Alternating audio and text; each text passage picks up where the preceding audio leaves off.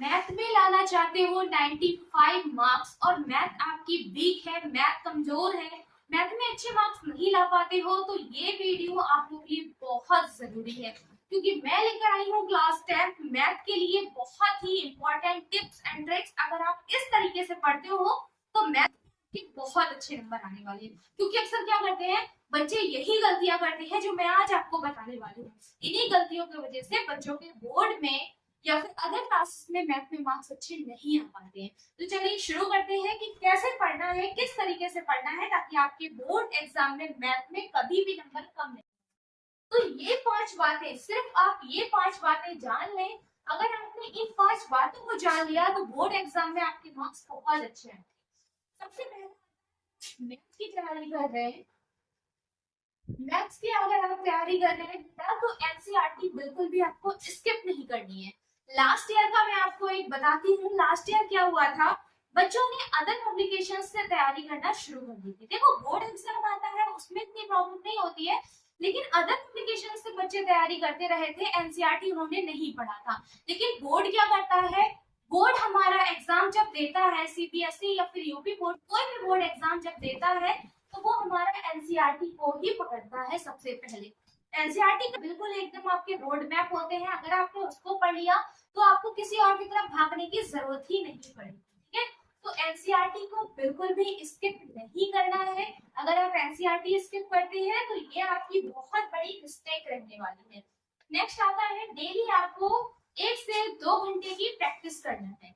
क्या करनी है, डेली आपको 1 से 2 घंटे की प्रैक्टिस करनी है, क्योंकि math is not a easy subject, you know that very well. Math is lots of difficult subject, it's complicated, but if you daily do practice, so math is not a difficult subject, so that's why you take your daily 1 and 2 hours for your practice. Okay, तो math में आपको क्या करनी है, daily 1 and 2 घंटे की आपको practice करनी है।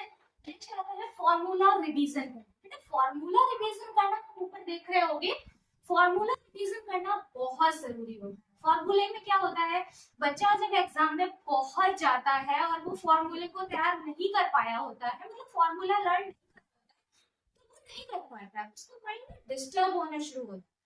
तो क्या करना है, आपको फॉर्मूला अच्छे से लर्न करना है, सारे फॉर्मूलाज डी से लर्न कर लो, बिकॉज अभी आपकी जुलाई चल रही है और जुलाई में अगर आपने अपने सारे फॉर्मूलाज को लर्न कर लिए तो क्या होगा, जब आपकी अगस्त आएगी, सितंबर आएगी, तो आपको फॉर्मूला लर्न नहीं करने पड़ेंगे, आपको सिर्फ और सिर्फ चैप्टर की प्रैक्टिस करनी पड़ेगी। ठीक है, तो चैप्टर की प्रैक्टिस करना है, फॉर्मूला अभी आपको अपने लर्न कर लेना है।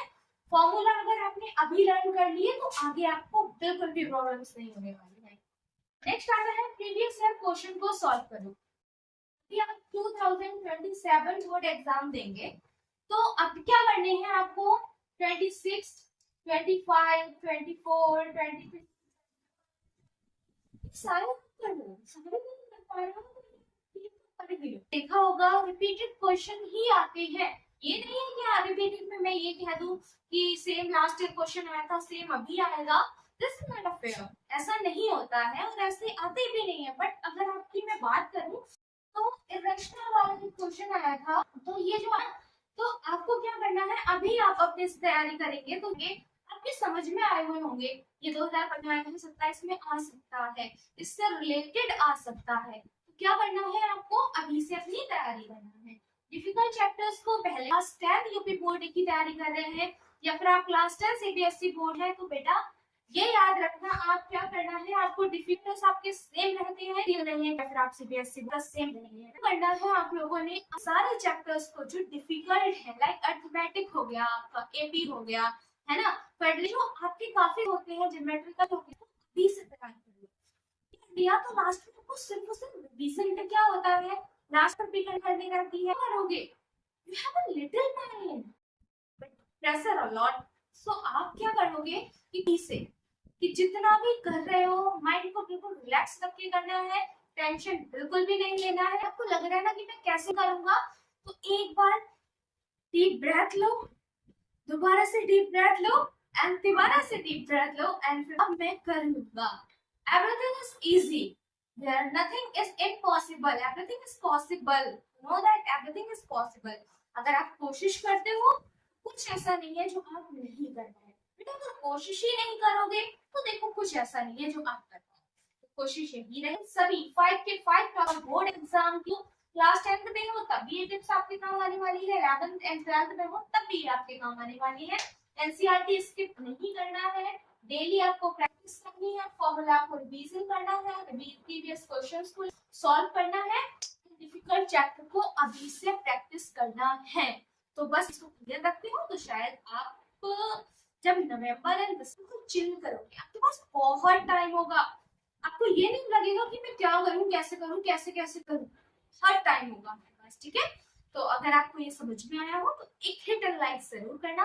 और क्लास 12 के इम्पोर्टेंट टॉपिक्स के लिए, चैप्टर्स के लिए इस पेज को जरूर से यहाँ पर लाती हूँ। डेली आपके लिए बहुत सारी motivational video class 10th and 12 वो रिलेटेड में बहुत सारी चीजें हैं, बहुत जो कि शायद आपका मिलते हैं नेक्स्ट वीडियो में।